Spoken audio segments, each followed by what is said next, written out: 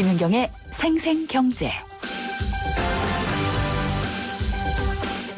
안녕하세요. 김은경입니다. 우리나라가 기업하기 좋은 나라 세계 5위에 올랐습니다. 세계은행이 오늘 기업 환경평가를 발표를 했는데요. 전 세계 189개국 가운데 5위, 역대 최고의 성적입니다. 그런데 5위에 오른 주된 이유 중에 하나가 전기랍니다. 서민한테는 전기 비싼 편인데 기업에게는 저렴한 편이니까 그럴 만도 할 것 같습니다. 그런데 이상하네요. 올해 기업 도산 건수는 가장 많을 전망입니다. 대법원은 지난 3분기까지 접수한 법인의 도산 신청이 1,037건에 달했다라고 밝혔는데요. 이렇게 한 해 들어서 3분기까지 1,000건이 넘은 해는 6년 만에 처음이라고 합니다. 기업이 도산하면은 일자리 없어지고요. 또 서민 체감 경위는 당연히 더 얼어붙지 않을까요? 이런 가운데 공기업 학자금 무상 지원액이 화제입니다. CEO 스코어에서 오늘 발표한 자료를 보니까요. 공기업들이 지난 5년 동안 4,200억 원의 학자금을 직원에게 무상 지급해왔다고 합니다. 학자금, 물론 좋은 직업 복지 제도입니다. 문제는요. 이 기간 동안 이들 공기업의 부채 비율도 55.1%포인트가 높아졌다는 건데요. 결국은 빚내서 학자금 줬다. 이런 얘기도 되니까요. 김윤경이 뽑은 오늘의 생생 키워드. 기업입니다.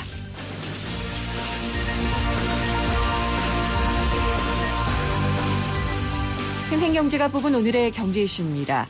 앞서 말씀드렸던 5년간 4,200억 원의 학자금을 무상 지급해온 30대 공기업들, 이 공기업들의 부채 비율을 보니까요. 2009년에는 144%였는데 이것이 2013년에는 199%로 55%포인트나 높아졌습니다. 자세히 살펴보면은 융자를 해줘야 되는데 무상으로 지급을 하기도 했고요. 또 지원 규정에 없는 초등학교 학자금을 지원하기도 했고 또 규정과 다른 곳들이 너무나도 많다는 지적이 나오고 있는데 2부에서 부채 공기업들의 허술한 학자금 지원 관리 체계를 짚어보겠습니다. 그리고 3부에서는요. 어제에 이어서 제2롯데월드 바닥에 균열이 생겼다고 하는데 그 논란을 짚어보려고 합니다. 어제는 제2롯데월드 식당과 바닥에서 균열을 발견하고 안전성에 대해서 이의를 제기한 시민단체 측의 얘기를 들어봤는데요. 그 사이에 서울시와 서울시 자문단이 정밀 조사를 했습니다. 그리고 구조상의 안전성에는 문제가 없다라는 그런 발표를 했는데 오늘은 서울시 건축구조 자문단을 연결을 해서요. 정밀 조사 결과 그리고 제2롯데월드를 둘러싼 안전성 논란에 대해서 얘기를 들어보도록 하겠습니다. 김윤경의 생생경제 1부 시작합니다. 우리 집 통신 대표 번호 101. TV지를 101로 인터넷을 101로 홈보이도 101로 모두 가입해 CCTV만 봐도 101로 다 함께 101. 우리 집 통신은 101로 모두 다 해결해요. LG U+. 오빠 믿지? 오빠가 지켜줄게. 윤호 오빠 어떡해? 쉐보레 슈퍼세이프티 프로젝트 시즌2. 쉐보레 차량 구매 후 응모 시 추첨으로 스마트 초록 버튼을, 스파크 말리부 캡티바 구매 시 최대 3년 무이자 할부 및 다양한 혜택을 10월 한 달간 홈페이지 참조. Chevrolet, find new roads.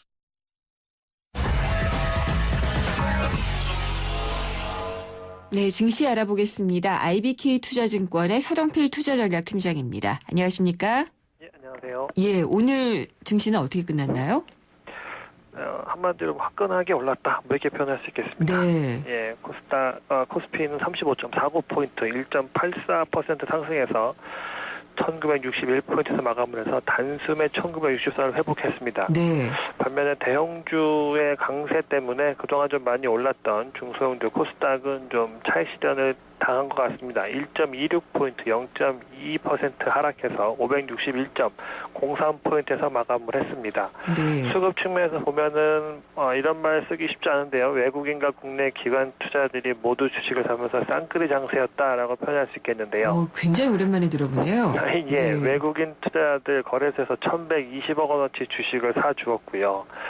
국내 기관 투자자들은 이 증권사, 금융 투자를 앞세워서 3천억 원 가까이 주식을 사주면서 네. 시장 강세를 이끄는데 혁혁한 공을 세웠다 이렇게 네. 표현할 수 있겠습니다. 아니 어떻게 이렇게 외국인과 기관이 한 번에 이렇게 사주는 그런 장세가 연출이 됐죠?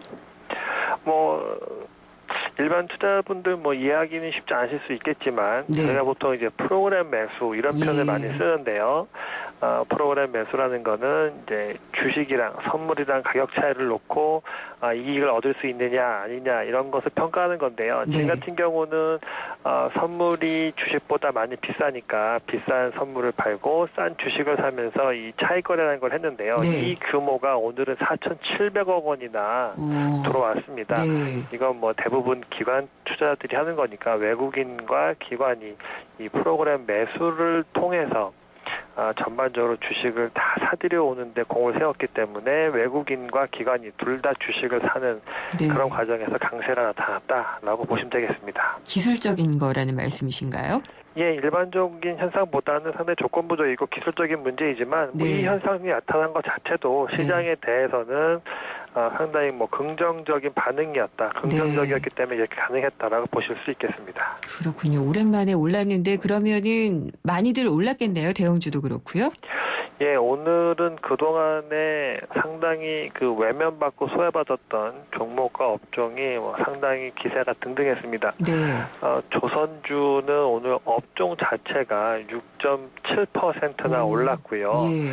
그동안에 상당히 힘든 시간을 보냈던 정유업종, 화학업종, 대표 종목들 대부분 10% 가까이 올랐으니까 이런 조선과 정유화학 기업들이 주식시장을 이끄는데 가장 큰 공을 세웠다. 그동안의 한을 좀 오늘은 좀 일부분 씻어냈다. 이렇게 보실 수 있겠습니다. 네. 그러면은 종목별로는 어땠어요? 종목별로 보면은 말씀드렸던 것처럼 이 조선주가 상당히 오늘은 약진을 했다 이렇게 볼 수 네. 있겠습니다. 상당히 힘들어서 현대미포조선 오늘 12.8% 올랐고요. 예. 대우조선의 양 10% 올랐고요. 역시 조선주가. 예, 업종 종목별로 롯데케미칼 8% 올랐고요. LG화학도 5.5% 올랐습니다. 이런 것처럼 지금 그동안 상당히 부진했던 업종들, 종목들이 상당히 많이 올랐고요. 하지만 반면에 이렇게 그동안에 부진했던 종목들이 오르다 보니까 시장을 아주 좋은 방식에 보였던 통신주들, SK텔레콤 2.53% 하락했고요. LG유플러스도 2.6% 하락하면서 전반적으로 그동안에 이 배당 관련해서 잘 갔던 종목들은 좀 쉬었고요. 거기서 소외됐던 종목들은 상당히 강했다. 오늘 대표적으로 삼성전자 3.57% 올라서 네. 113만 원에 끝났으니까요. 그동안에 그렇군요. 부진했던 종목들이 오늘은 복수의 칼날을 갈았다. 이렇게 표현할 수 있겠습니다. 내일도 모레도 이렇게 갈까요? 글쎄요. 오늘 같은 이런 예. 모양새가 계속 네. 이어진다라고 말씀드리기 쉽지 않습니다. 예. 하지만 아까 말씀드렸던 것처럼 이 기관 중심으로 기계적으로 주식을 사는 이 프로그램 매수가 더 들어올 수 있는 가능성은 있기 때문에 네. 또 이 들어왔던 자금이 나갈 가능성이 낮기 때문에 전반적으로 수급 상황을 보면 시장의 모양새는 확실히 안정되었다라고 네. 보시는 게 맞을 것 같습니다. 알겠습니다. 오늘 말씀 잘 들었습니다. 감사합니다. 예, 감사합니다. IBK 투자증권의 서동필 투자전략팀장이었습니다.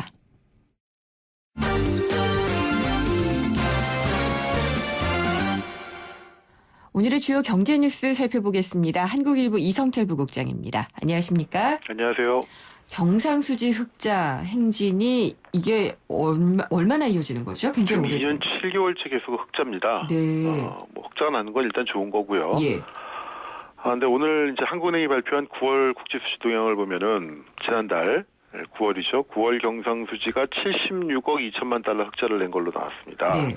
그래서 금년 1월부터 9월까지 누적 올해 누적 흑자를 보면은 618억 6천만 달러. 그래서 작년 같은 기간보다 한 12%, 70억 달러 가까이 지금 많은 상태고요.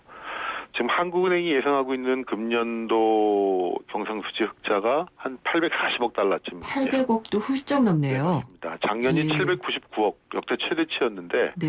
올해는 그거보다도 한 40억 달러 이상 많을 것으로 역시 역대 최대치 기록을 경신할 것으로 지금 보여지고 있고 참고로 1986년 6월부터 3년 2개월 동안 네. 그때가 이른바 삼저호황이죠. 예. 그때 3년 2개월 동안 경상 흑자가 난 적이 있는데 아마 지금 추세를 보면은 이 기록도 너끈히 능가할 수 있지 않을까 예상이 됩니다. 네. 일단 수출이 굉장히 잘 되고 있고 수입에 비해서 그래서 지난달에 이 상품 수지 수출입 격차죠. 상품 수지에서만 77억 달러 흑자가 났습니다. 그리고 항상 우리는 보면 이제 이 상품 흑자가 나고 서비스 분야에서 큰 적자가 나는 그런 구조였는데 네. 서비스 수지는 물론 지금도 약간 적자입니다. 2억 8천만 달러 적자인데 굉장히 많이 줄었습니다. 여행 수지가 외국인 관광객, 특히 이제 중국인 관광객들이 워낙 많이 들어오면서 네. 여행 쪽에서의 수입이 굉장히 많은 상태거든요. 특히 이제 9월 여행 쪽에서만 얻어들인 수입이 지금 17억 달러가 나오고 있으니까 이거 역대 예. 최대치라고 하는데 그래서 지금 전체적인 구조를 본다면 안정적인 흑자 기조가 이제 고착화됐다 어느 정도는 네. 그렇게 볼 수가 있을 것 같고 특히 이제 여행 물론 과연 지금처럼 이 유호커들이 계속 한국을 찾을 것이냐 또 특별히 또 뭐 이 우리나라 제조업 경쟁력이 계속 이렇게 이어질 수 있을 것이냐 이렇게 뭐 무조건 낙관할 수만은 없는 문제긴 하겠습니다만 어쨌든 안정적인 흑자 기조가 만들어진 것 같은데 네. 한 가지 궁금한 건 이렇게 들어온 돈이 다 어디가 있는지 그러게요. 저도 궁금합니다. 왜 우리 경제는 이렇게 네. 어려운 것인지 참 이해가 안 갑니다. 예. 아니 그리고 항상 불거지는 불황형 흑자라는 지적은 조금 좀 덜 나오는 모양이네요. 그렇죠. 이제 수입이 조금씩은 늘고 있고요. 늘어나니까, 예. 그래서 완전히 뭐 불황형 흑자다. 네. 내수가 너무 얼어붙어서 수출은 되는데 네. 수입 수요가 꽁꽁 얼어붙어가지고 흑자가 나는 그런 구조라고 보기는 어렵습니다. 네. 어느 정도는 뭐 괜찮은 모양새도 취하고 있는데 아무튼 궁금한 거는 이렇게 벌어들인 돈이 예. 도대체 어디 가서 어떻게 하고 있는 건지 취재를 좀 시켜보시죠. 예. 예. 아니 저는 이제 뭐 그냥 보통 이렇게 나오면은 자료 가지고도 그냥 쓰잖아요. 네. 그럼 환율 어떻게 될지 전문가 코멘트 따봐 뭐 이런 식으로 시키게 되는데 환율에도 또 영향을 미칠 것 같고요. 그렇죠. 환율은 네. 지금 최근 들어서 뭐 가파르게 오르다가 지금 조금 떨어지고 예, 있죠. 주춤하죠. 이제 특히 예. 환율 같은 경우는 경상 수지뿐 아니라 미 달러와의 영향을 더 민감하게 받기 때문에 네.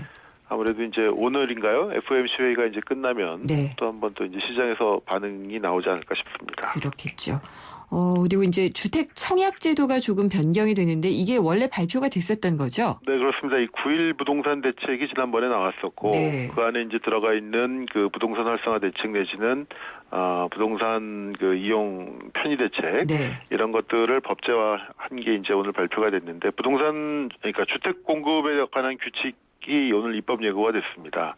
몇 가지 이제 그 주요 골자를 설명을 드리면은 지금은 그 국민주택에 청약을 하려면은요, 무조건 무주택 세대주여야 됐습니다. 네. 세대주만, 그러니까 예를 들어 집안에 어떻게 보면 이제 가장만 될 수가 있었던 거죠. 근데 이제 내년 3월부터는 무주택 가구원도, 네. 세대주가 아니어도 가구원도 청약을 할 수 있다는 겁니다. 그래서 예를 네. 들어서 이제 두 무주택자가 결혼을 했는데 종전에는 세대주가 남편으로 되니까 남편만 청약을 할 수가 있었는데 이제 부인도 할 수 있게 된다는 얘기가 되겠죠. 네. 그리고 이거는 아마 그럼에도 불구하고 중요한 거는 무주택자라는 위치가 달라지는 건 아닙니다. 무조건 무주택 가구의 세대주가 됐든 세대원이 됐든 무주택 가구여야지만 국민주택에는 네. 할 수가 있다는 것이고 또 하나 이제 그 입주자 순위 요즘 이제 청약 제도가 약간 좀 이제 유명무실화돼 가지고 과거처럼 예민하지는 않은데 네. 수도권과 지방에 이제 원래 1순위, 2순위 뭐 이런 게 다 있었지 않습니까? 그렇죠. 근데 이게 이제 1순위로 단일화된다고 합니다. 그래가지고 수도권 같은 경우는 1년에 12번 이상 납입, 또 지방은 6개월에 6회 이상 납입 이렇게 되면 1순위 자격을 얻게 되고요. 또 주택 예금, 부금 같은 경우는 그동안 지역이나 청약하려는 주택 규모에 따라서 예치 금액이 차등화됐었고 만약에 자기의 요건에 부합하는 것보다 큰 평형을 만약에 원한다면은 2년 3개월이 지나야지만 변경을 할 수 있었습니다. 그러니까 예를 들어서 서울에서 이제 300만 원짜리 청약 예금에 들면은 85평방미터 이하 국민주택 규모만 청약을 할 수 있었거든요. 네. 근데 만약에 이런 분들이 85평방미터 이상을 나는 좀 큰 평수를 갖고 싶다라고 할 경우에는 2년이 지나서 600만 원짜리로 높여야지만 이게 가능을 했습니다. 예. 그리고 3개월이 지나서 토탈 네네. 2년 3개월이 지나야만 가능했었는데 내년 3월부터는 그냥 예치금만 더 넣으면은 좀 더 쉽게 그냥 바로 청약이 가능해진다고 합니다. 집 없는 사람들이 만약에 여유가 있다면 살 수 있는 네. 뭐 가질 수 있는 기회를 더 주는 쪽으로 옮겨가는 것 같네요. 예, 그렇습니다. 네. 저도 오프닝에서 말씀을 드렸는데 우리나라 기업 환경이, 그러니까 기업하기 좋은 나라로 세계 5위더라고요. 예, 이게 좀 실제 그럴까요? 저도 의문스러워서요. 그 세계은행에서 발표한 그 기업환경평가라는 건데요. 네. 우리나라가 189개국 가운데 5위를 기록해서 4년 연속 톱10 안에 들어갔다고 합니다. 예. 우리보다 앞선 나라는 그 뉴질랜드, 그러니까 싱가포르, 뉴질랜드, 홍콩, 덴마크, 그다음에 우리나라라고 그러는데 네. 글쎄요, 미국보다도 좋고 일본보다도 좋고 유럽 국가들보다도 우리나라의 기업 환경이 좋다. 그래서 뭐 선뜻 납득이 안 가는 부분도 있는데 어쨌든 근거는 있습니다. 네. 총 10개 부문을 뭐 창업, 건축 인허가, 전기 공급, 재산권 등록 이렇게 해서 한 10개 분야를 평가를 했는데 우리가 전기 공급에서는 세계 1위를 차지했고요. 기업한테 싸죠.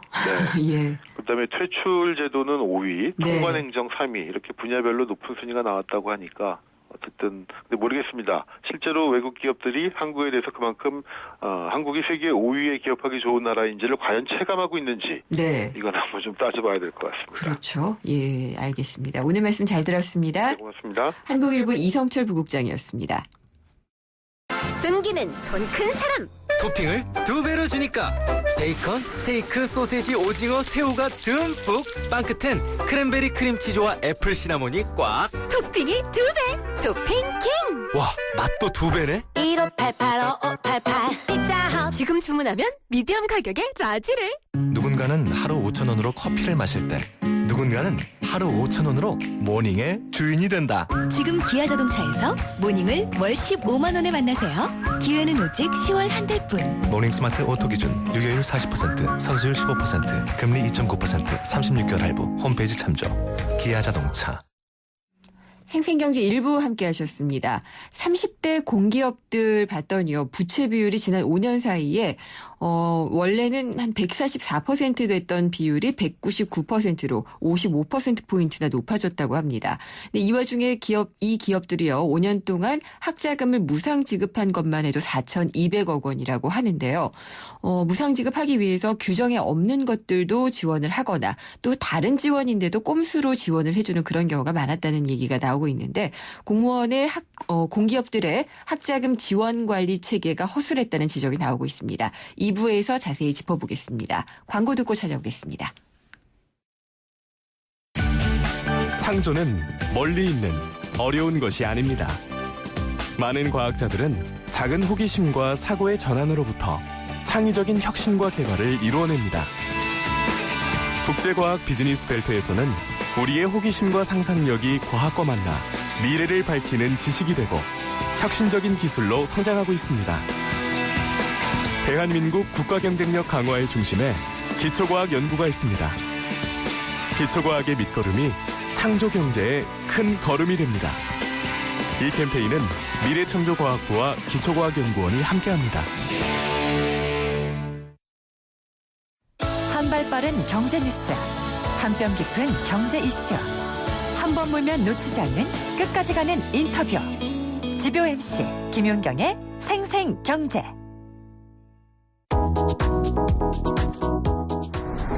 게릴라 경제 현장 최근 싼 주유소가 모여 있는 광진구에 나왔습니다. 돈 나가니까요. 잠깐 계세요. 네, 어서 오세요. 네, 또 얼마죠? 5만 원이요. 네. 네, 5만 원 주유 마쳤습니다. 안녕히 가세요. 어서요. 군자역 주유소에 나와 있는데요. 근처에 주유소들은 왜 이렇게 싼 건가요? 그 여러 요건들이 있는데 여기 주변 사람들이 여기저기서 다니는 사람들이 쭉 지나가기 때문에 가격 같은 게 조금이라도 비싸면은 아예 안 들어오기 때문에 또 다른 데 주유소 같은 거는 또 가격이 맞추지 못하면은 이제 아예 문을 닫는 경우가 생기는데 여기나 저기 또 살아남아있는 주유소는 저유소나 그런 데랑 아주 이렇게 관계가 좀 있어서 더 싸게 이렇게 들어올 수 있는 공급 가격으로 손님한테 이렇게 판매할 수 있어서 주유소를 다 운영하고 있는 거예요. 1리터당 1,692원에 팔고 있어요. 네, 지금 주유소를 찾아오셨는데 여기로 왜 찾아오신 거예요? 여기 주유소가 서울에서 제일 싼 것 같아요. 그래가지고 여길 매일 이용하고 있어요. 얼마까지 가격이 내렸으면 좋겠다. 이것도 많이 싼데 더 내리면 더 좋은데 이것도 괜찮은 것 같아요, 지금도. 네, 지금까지 게릴라 경제 현장 광진구 주유소에서 동예원 리포터였습니다.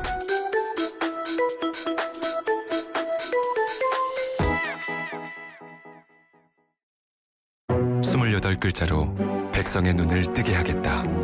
세종대왕의 혁신적인 생각. 동서양을 융합해 새로운 문화를 만들겠다. 알렉산더 대왕의 창조적인 생각. 위대한 생각은 녹슬지 않습니다. 위대함을 향해 갑니다. 포스코. 왜 안 된다는 거죠? 넥센은 묻지도 않고 바꿔준다던데.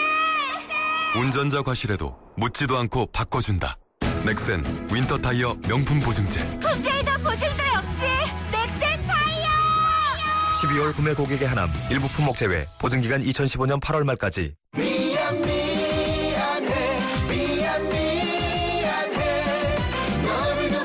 시력아 가지마. 한 번 떠난 시력은 돌아오지 않습니다. 스마트 시대 눈의 피로 시력 강퇴엔 눈에는 눈약 토비콤 S. 김윤경의 생생경제. 오늘 당신이 꼭 알아야 할 가장 중요한 경제 뉴스는 바로 빚덩이 공기업들의 학자금 지원 문제입니다. 세상의 베이스가 되다 포스코 협찬으로 김윤경의 생생경제 2부 시작하겠습니다.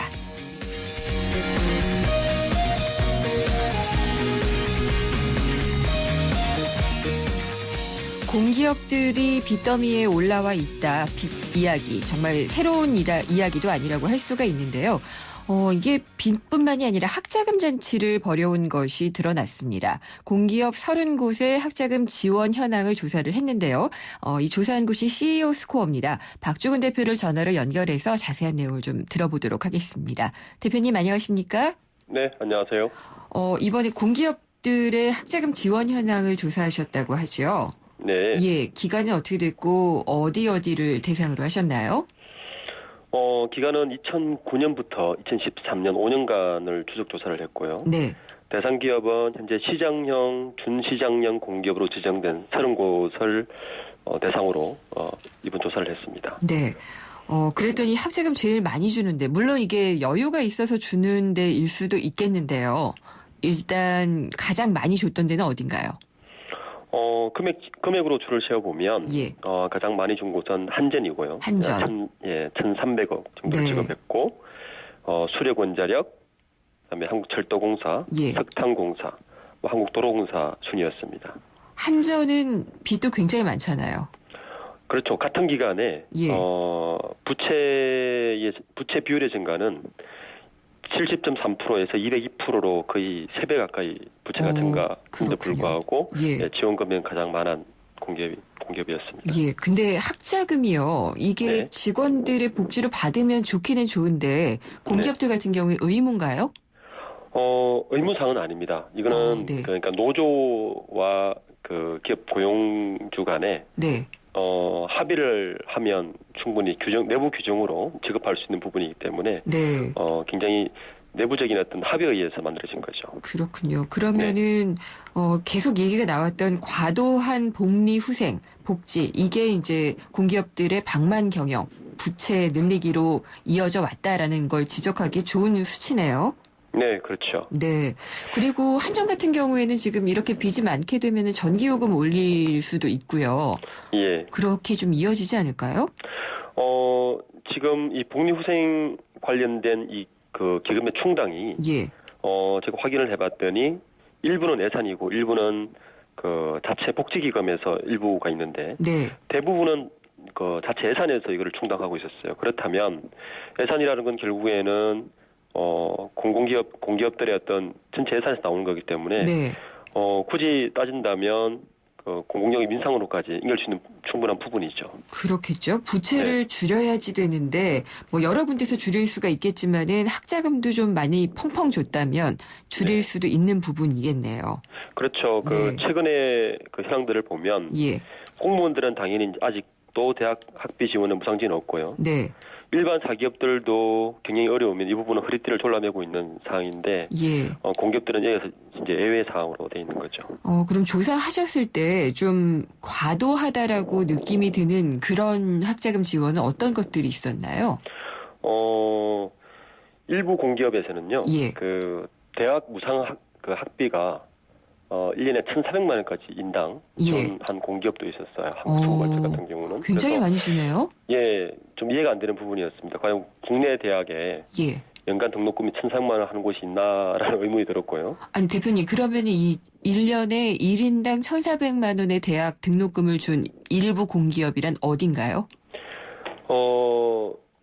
그 한국 서부발전입니다. 서부발전이요? 예. 예, 역시 전력회사네요. 죄송합니다. 남부발전. 남부발전. 예. 네. 아니 좋은 회사라고 얘기를 해야지 되나요? 이거 참 그렇군요. 예. 또 다른 예는 어떤 게 있었죠?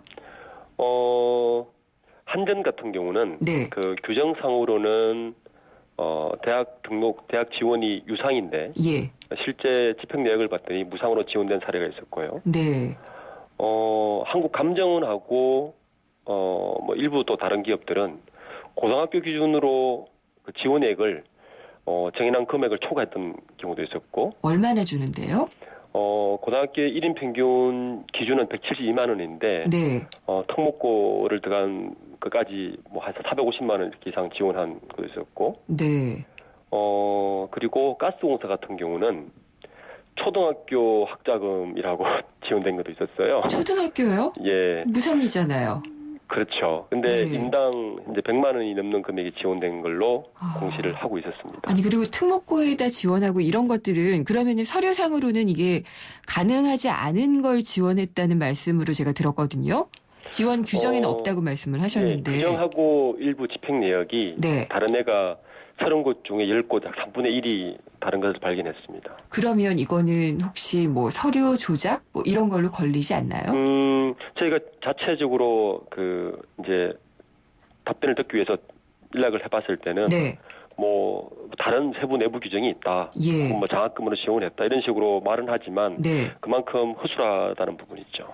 그렇군요. 근데 나중에 그러면은 허술한 게 이렇게 밝혀졌는데 다시 이걸 소급해가지고 어떤 뭐 다시 걷어들인다든지 앞으로 이런 걸 못하게 한다든지 뭐 이런 조치는 이뤄지고 있는 건가 모르겠네요.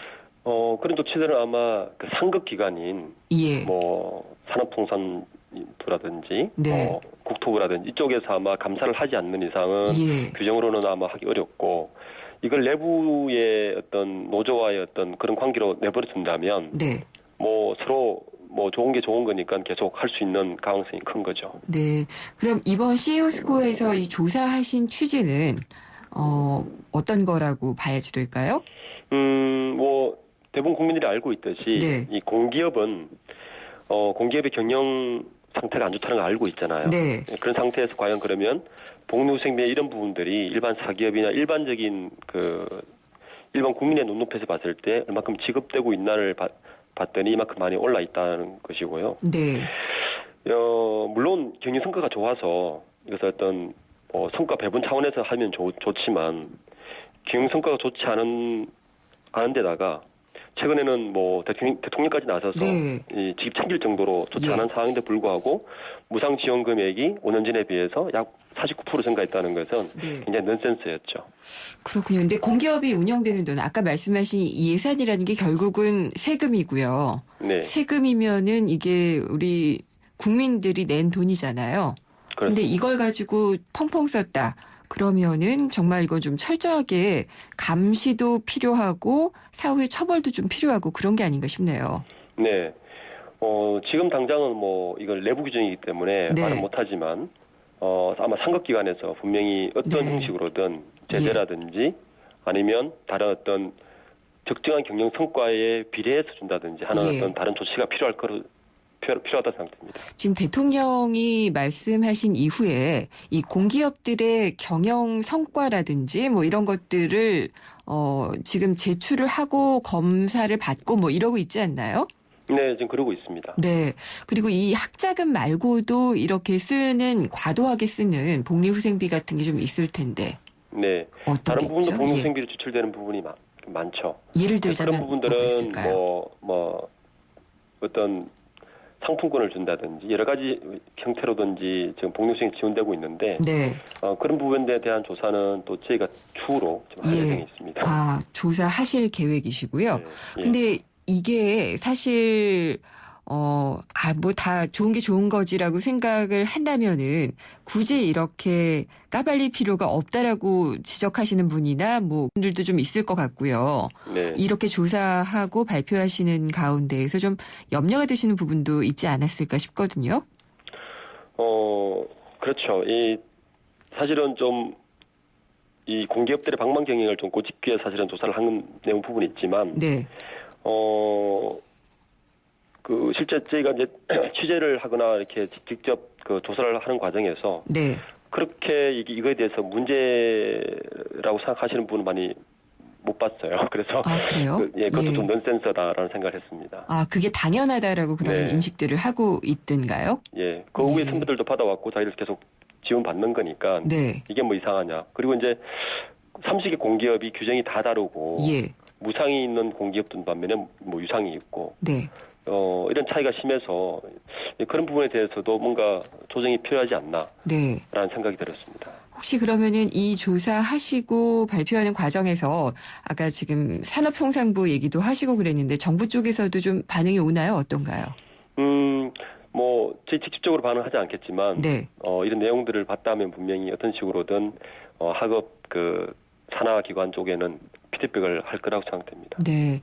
그러면 이렇게 좀 과도하고 방만하게 이렇게 지급이 되고 있는 학자금을 비롯한 이 복리후생, 공기업들의 복리후생 이런 것들은 어떻게 고쳐져야지 될까요? 지금 정부에서 일부 이야기를 하고 있지만 기본적으로 일반 사기업들은요. 경영이 어려우면 허리띠를 졸라매고 여러 가지 고통 분담을 하고 있는 게 현실이거든요. 그렇죠. 공기업도 분명히 어떤 특히 공공재를 운영하고 있는 공기업이라면 철저하게 경영 성과에 비례한 여러 가지 혜택들이 주어지는 것이 맞다고 생각됩니다. 네. 그것을 경영 성과와 복리후생 여러 가지들을 똑같이 비례해서 혜택을 주는 게 맞다고 생각하고 그에 대한 것들을 또 국민들 앞에 더 많이 투명하게 오픈하는 것이 하면 이런 부분들이 좀 개선되지 않을까 하는 생각이 듭니다. 좀 자발적인 인식 전환 같은 것도 필요하겠고요. 네, 그 부분도 필요합니다. 그리고 뭐 또 국회 차원의 특별위원회를 구성을 한다든지 뭐 법안을 제출한다든지 뭐 이런 것들도 다 필요하지 않을까 싶네요. 네. 특히 이제 그 이번 조사에서 산업통상부 산하에 있는 공공기관들이 훨씬 더 타 기관에 비해서 그 혜택이 컸거든요. 그러면 정부 쪽의 어떤 그런 연계된 여러 가지 모니터링 시스템이라든지 뭐 균형 잡힌 뭐 복리라든지 이런 부분들도 필요하다고 생각됩니다. 네. 앞으로 그럼 조사하실 부분들은 어떤 것들인지 몇 가지만 좀 예를 들어주실 수 있나요? 추가 복리후생비도 지금 조사 진행 중에 있고요. 그다음에 투자 부분도 지금 현재 조사 예정에 있습니다. 적절하게 투자했느냐? 예, 공기업들의 투자 내역들이 다 지금 저희가 이제 조사를 하고 있는데 적절한 투자였느냐, 혹은 투자에 대한 어떤 여러 가지 프로핏 이런 것들이 충분했느냐라는 것 같은. 그리고 정부에서 일반 사기업들에게는 그냥 투자를 종용을 하고 있지 않습니까? 그럼 공기업들도 뭐 비슷한 그 종용을 하고 있는 거냐, 뭐 이런 식의 조사도 진행 예정에 있습니다. 그러고 보니까 뭐 경제성이 없는 사업들이 막 진행되고 있다 이런 통계들도 몇 번 나오고 그랬던 것 같네요. 네, 의미 있는 조사 같은데요. 앞으로도 좀 많은 조사를 해주시고 잘못된 부분을 고쳐나갈 수 있는 기반이 될 것 같네요. 네, 감사합니다. 네, 감사합니다. CEO 스코어의 박주근 대표 전화 연결해서 인터뷰 해봤습니다.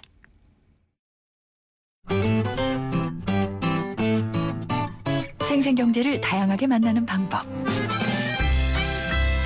YTN 라디오 앱 예스와 웹사이트 김윤경의 생생경제 또는 트위터 YTN_이코노미로 실시간 듣기와 다시 듣기를 하실 수 있고 방송 내용에 대한 문의와 의견을 주실 수 있습니다.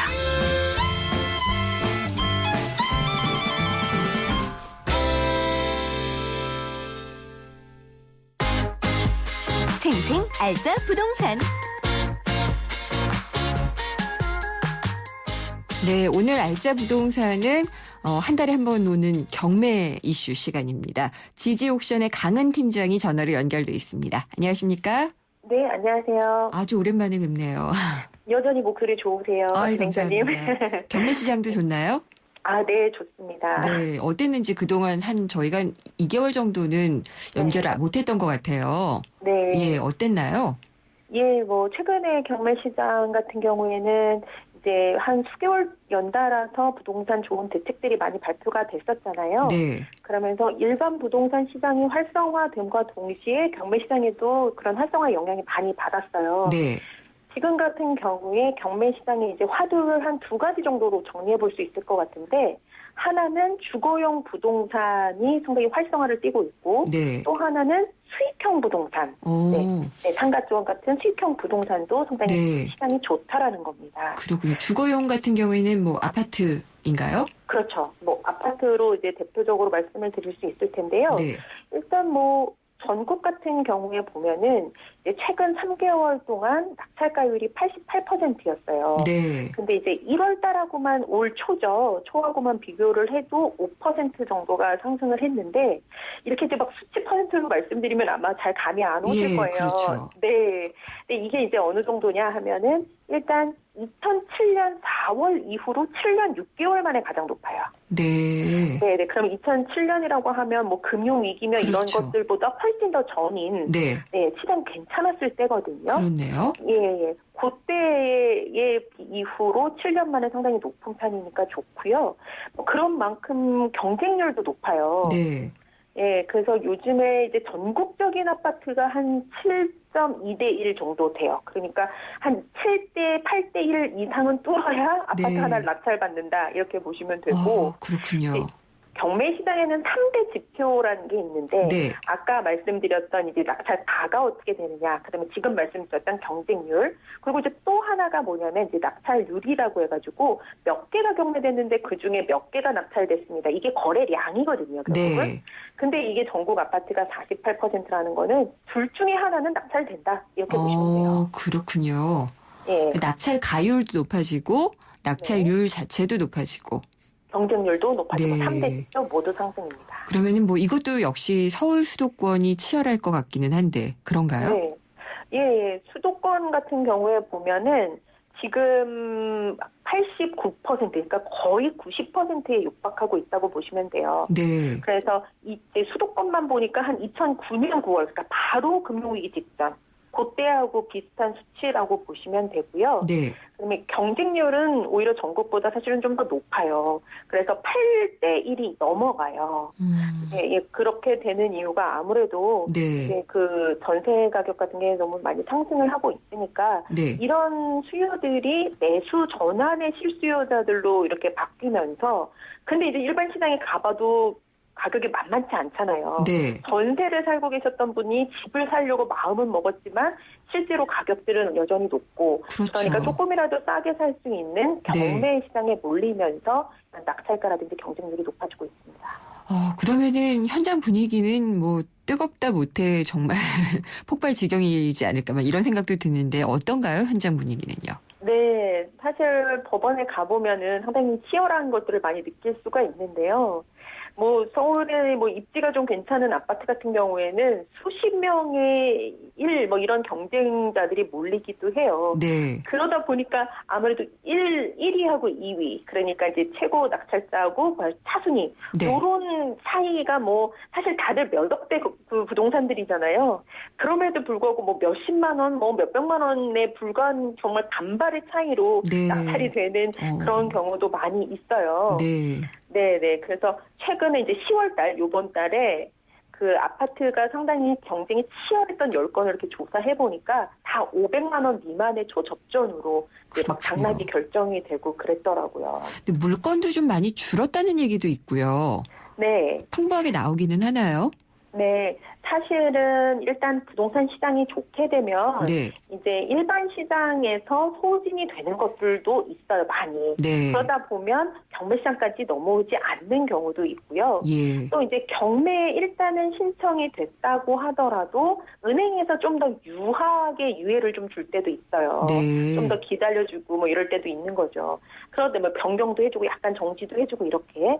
그러다 보면 경매 물건이 예전보다는 아무래도 좀 적어지고, 근데 또 이제 일단 경매 시장에 들어오는 것도 조금 적고 낙찰이 이렇게 잘 되면 뭐 이렇게 쌓여가는 게 아무래도 없을 거 아니에요. 유찰이 돼야 이렇게 쌓여가는데 그렇다는 측면에서는 조금 줄고 있는 게 사실입니다. 그러니까 경쟁률은 더 치열할 거고요. 네. 근데 이제 주택 같은 이제 거주 부동산도 그렇지만 수익형 부동산도 경매 시장이 활성화되고 있다고 말씀을 하셨잖아요. 네. 이거는 뭐 좋게 봐야지 되나요? 예, 그렇죠. 사실은 이제 뭐 옛날에다 그러면 부동산 투자 이코르 집 투자 이렇게 네. 다들 생각하셨을 거예요. 그렇죠. 전세 끼고 사고 뭐 이런 생각들 상당히 많으셨잖아요. 지금은 사실 주택 시장이 회복은 되고 있지만 대세 상승기하고는 엄연히 틀린 게 사실이에요. 네. 그렇다 보니까 게다가 이제 저금리까지 장기화되고 그리고 이제 주택에 대한 아무래도 투자 메리트가 좀 하락하고 그러면서 안정적인 임대 수입을 올리는 이런 상가 같은 데 관심이 많아요. 예. 실제로 이렇게 뭐 문의 같은 게 오면은요. 예전에는 단연 집이었어요. 네. 그랬다가 사실은 진짜 언제부터인가 그 대부분의 1순위가 투자하고 싶은 대부분의 1순위가 월세 나오는 무엇인가예요. 아, 그렇군요. 네네. 네. 그러면 이게 수치상으로도 좀 확인이 되죠? 네. 실제로 보면은 요번 달에 신사동의 가로수길 있잖아요. 네. 네, 이런 가로수길에 있는 거는 왜 경매는 좀 유찰이 되는 맛에 사잖아요, 사실. 네. 근데 그쵸. 여기 이게 신권에 77억이었는데 네. 낙찰이 될까 했는데 네. 130%를 써낸 101억 원에 낙찰이 됐어요. 77억짜리 신권이. 한 번에요. 한 번에 유찰도 네. 없이. 네네. 이렇게 말하자면 괜찮다라고 하는 거는 네. 유찰이 많이 안 되기도 해요. 이제 그 수치를 좀 말씀을 드리면 예. 전국에 있는 수익형 부동산은 사실 66%입니다. 아까 아파트가 뭐 80% 예. 후반, 뭐 90%에 거의 육박 이런 말씀 드렸으니까 이게 높은 건가? 이런 생각 하시잖아요. 그렇죠. 근데 원래 올해가 이 수치가 가장 높은 거예요. 그러면은 과거에는 50%대라는 거예요. 네. 그러면 절반 가격, 감정가의 절반 가격에는 사실 경매 시장에서 상가 같은 건 샀어요. 네. 근데 이건 통계에 불과하고요. 네. 아까 얘기한 것처럼 목 좋은 가로수길, 홍대, 뭐 명동에 있다든지 네. 강남 뭐 이런 데 목이 좋은 것은 신권에도 낙찰이 되기도 하고 저기 또 다른 지방이라든지 어떤 목국 시설이 있다든지 뭐 상권이 안 좋다는 데는 네. 이 30%에도 낙찰이 되기 때문에 이 편차가 너무 큰 거예요. 그래서 통계를 내보면 네. 지금 현재 66%. 그러나 이게 예. 가장 높은 수치다. 양극화도 역대로. 양극화지만은 전체적으로도 수익형 네네. 부동산에 대한 관심들이 뜨겁군요. 네. 근데 이게 뭐 유병원 일가 부동산이 줄줄이 경매로 나왔다 이런 얘기도 있던데요. 네. 네. 네, 최근 들어서 유병원 일가에 대한 부동산이 줄줄이 이제 경매 개시 결정이 내려지고 있는데요. 네. 경매 개시 결정이 났다라는 거는 이제 결국 경매가 신청됐다는 거예요. 네. 채권자에 의해서. 근데 이제 저희가 어떤 물건들이 있는지 한번 경매 물건을 싹 다 조사를 해봤어요. 그랬더니 부동산이 7개. 예. 그다음에 선박이 4개. 이렇게 지금 현재 경매가 신청되어 있어요. 그래요? 선박은 뭐 그때 세월호랑 똑같았다는 그 배인가요? 예. 잘 아시는 네. 세월호의 쌍둥이 배로 유명한 오하마나호. 네. 네네. 뭐 그걸 비롯해서 4척이 지금 나와 있고 부동산의 종류도 지역도 그렇고 상당히 다양한 편이에요. 어디 있나요? 네. 이게 경북 청송군. 예, 이게 여기에 90만 평의 임야가 있고요. 네. 테헤란로에 오피스텔도 있고요. 삼성동에 상가도 있고 네. 청담동에 대지도 있고 용산 한강로에 근린 상가도 있어요. 그렇군요. 그러면 네. 이런 데는 그냥 일반적인 경매 절차로 그냥 들어가면 되는 건가요? 네, 경매 절차는 똑같다고 보시면 돼요. 똑같다. 예, 네. 알겠습니다. 오늘 시간 관계상 여기까지 들어야 될 것 같네요. 네. 오늘 말씀 잘 들었습니다. 네, 안녕히 계세요. 지지옥션의 강은 팀장이었습니다. 안녕하세요. 초보 운전자 수지입니다.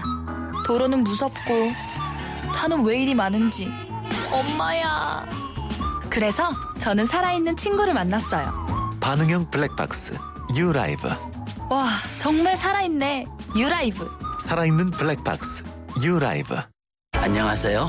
금난세입니다. 자녀 성장에 있어 환경보다 중요한 게 있을까요? 서울대를 품은 신도시에서 아이들의 꿈을 키워주세요. 유학가자 10월 시흥대곳 한라비발디 캠퍼스. 서울대 시흥 캠퍼스 조성 예정. 문의 1688-2600 한라. 상반기 한국경제 주거문화 종합대상, 세종시 최다 공급 브랜드 아파트 중흥 S클래스가 평택 소사벌 지구에 옵니다. 중소형 대단지, 삼성전자, KTX 신평택역 예정 등 평택의 미래를 누리는 소사벌 지구 중흥 S클래스 11월 중 오픈. 문의 655-3700. 우여곡절 끝에 제2롯데월드 저축부가 문을 열었는데 바닥이 또 균열에 생겼다고 하죠. 논란이 일고 있습니다. 저희가 어제 이 문제를 제기한 시민단체와 인터뷰를 했는데요. 그 사이에 서울시와 자문단이 정밀조사를 했더니 안전상에는 문제가 없다, 이런 결과를 내놨다고 합니다. 3부에서 이 정밀조사를 직접 실시한 서울시 시민자문단장 연결해서 자세한 얘기 들어보도록 하겠습니다. 4시 뉴스 듣고요. 3부에서 뵙겠습니다.